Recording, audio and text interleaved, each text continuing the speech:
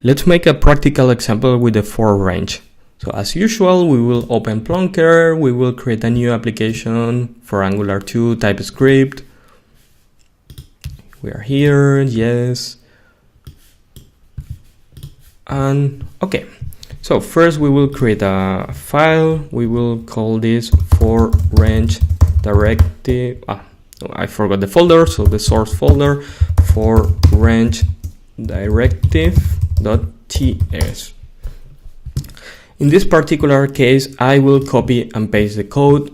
It's really long, so I just want to show you how to use it. So I copy the code. Normally we write it from scratch, but in this case it's a really long code. So we have here the directive. Let's put a little bit of space so we can read it better. And let's recap everything. So we import from Angular core, directive, input, template ref, view container ref, embedded view ref, and the view. We use a decorator here, and our directive will be named for range. We export as usual the for range directive. We will receive, as we said, an input, and every time that from outside we receive a value, this value will come here and call the function render. When the function render is called, we will iterate what?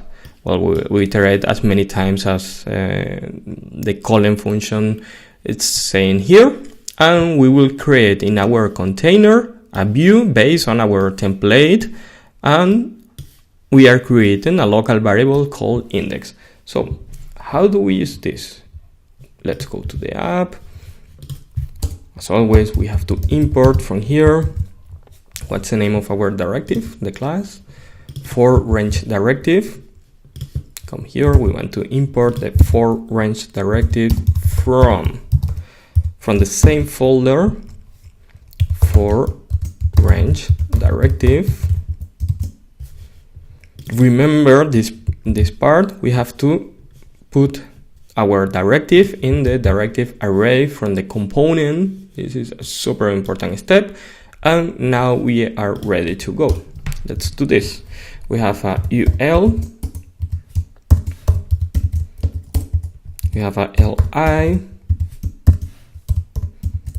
And here is where we are going to use, remember the asterisk, we are going to use our custom directive. The name is for range. How many times do we want to iterate? Let's iterate 5 times. And yeah. And the last part is we want to, it was here. Yeah, we want this. We want also to access to the index. Remember that? So we come here and we said, okay, we want to iterate 5 times. And every time that you iterate, we will have the index in a variable named E, and we print this value. Okay. So here we are. Our directive is creating a loop from 0 to 4, so it's doing it 5 times, and we are printing the index. Let's make it a little bit nicer. So let's put here range equal to 5. We can put here this variable and the same result, but now we can make it dynamic, right? So our application can create a for loops based on this. What's the purpose, for example, of this? Well, this is pretty interesting if we want to do a pagination, for example.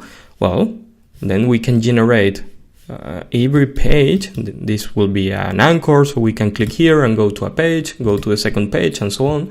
So we can use this structural directive just to create every element based on the number of pages that we have. We will do this.